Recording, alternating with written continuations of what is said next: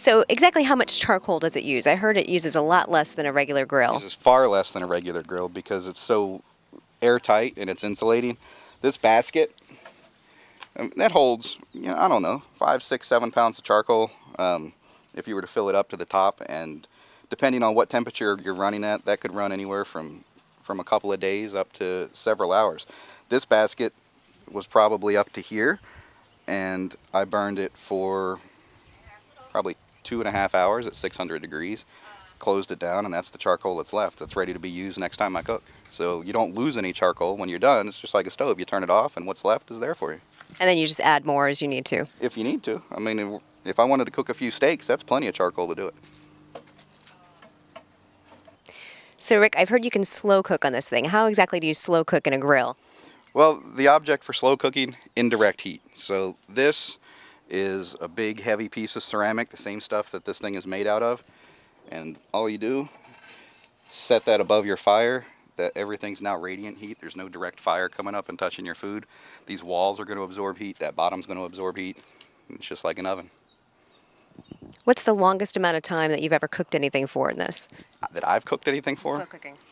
The grill running or meat being on it? The grill running and the meat being on it. The grill running, probably 36 to 40 hours. Meat being on it, probably 24 hours. So Rick, tell me about the charcoal you use in this. This doesn't look like the typical charcoal I would see at my grocery store or the bag charcoal that I'd get at a home improvement store. It's not briquettes. It's made out of natural wood that's been carbonized, just cooked down so that there's nothing left but the carbon, so it's clean burning. It's not going to make a lot of flames. Same thing they make charcoal out of, just without the fillers and the additives.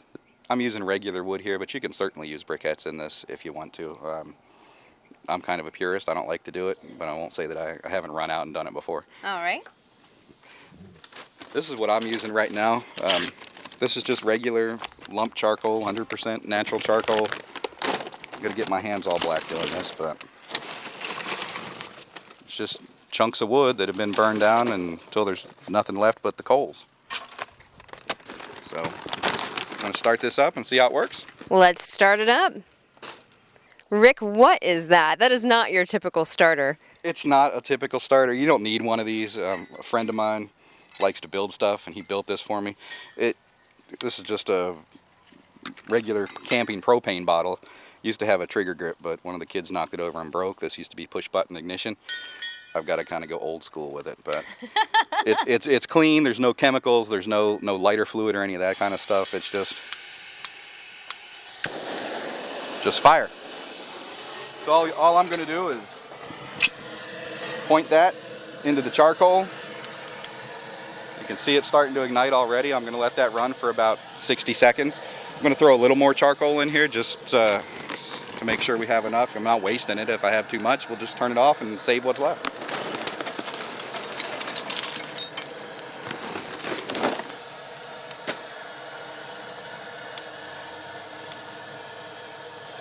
Stir it around for a second with a high-tech device.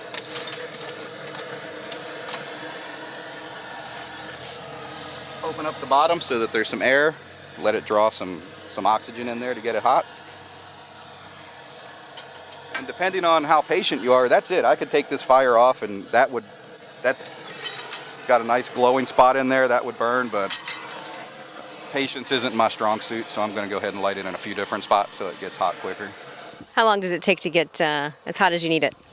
Depends what you're cooking. If I'm cooking a chicken or a whole chicken, I want to roast a chicken, I want this whole thing to get up to temperature. I want these walls to soak up some heat. So I'll let it preheat there about 30 minutes. If I'm cooking steaks, all I really care about is the underside being hot, so that can be ready to go in the time it takes me to go inside and get the steaks ready.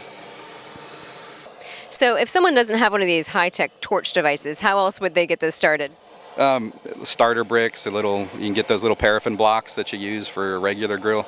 There is a gas option that you can use, not only for cooking with gas, but it slides in underneath of the charcoal basket, and you can use that to light the charcoal as well. So you can just light the gas, walk away, come back in a few minutes, it's ready to cook. Sounds good. I'm starting to get hungry. Wow, we've got this thing started. It's already burning good. Yeah. The Komodo Kamado. Am I saying that right? Yeah, Komodo Kamado. So Rick, what is the little dial on the bottom there? This dial That's for adjusting your temperature. So if you, I'm not sure you can even see that there, but there's probably the width of a credit card. That's about how much air it takes to keep 225 degrees if you're going to smoke some meat. If I'm going to sear steaks or I want to grill something, if I open this up like that, I'll get the high 400s.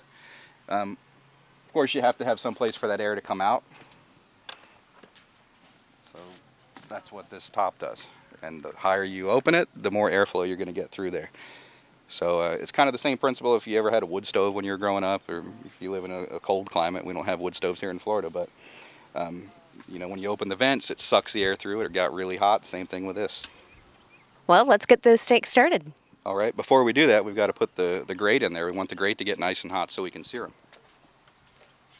So, I'm going to go ahead and use my favorite rather than the searing grill. This is what we call the lower grill. I'm just going to lay this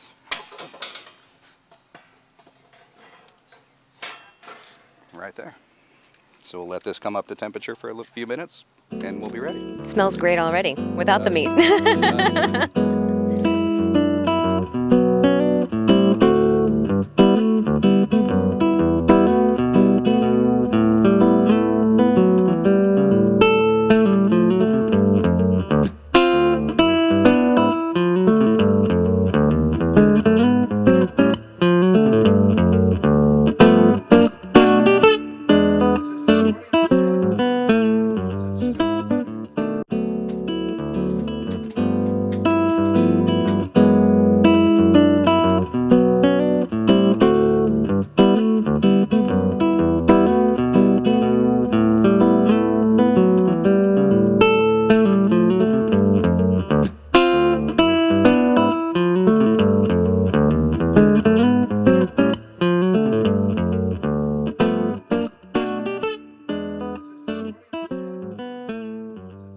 So it's been about 10 minutes. We're ready to go, it looks like. You've got your hand right on the top, and it's 600 degrees. Yeah, it's hot inside. You know, I'm getting more heat right now. My hand's hot, but I'm getting more heat right now from this direct Florida sun than I'm getting from the fire inside coming out of it. So no lighter fluid, no gasoline, no seared eyebrows, and we're ready to go. No seared eyebrows today. I usually lose the arm hair. I know some people that lost some eyebrows, though. You want to try it? No. We can make it happen. It's reproducible. No. Let's just cook some steaks. All right, let's do that. So what we've got, this thing is up to 575 degrees right now at the top. Of course, that grate's sitting down here, so closer to the fire, it's going to get some more direct heat. You can see a good orange flame down in there. Before I cook on that, I'm just going to stir those flames around a little bit, just because I want to use more of the surface area over the heat.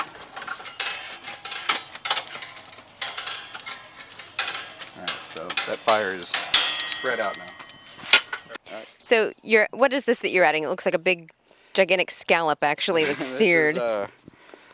This is the rag that I feed the kids for dinner.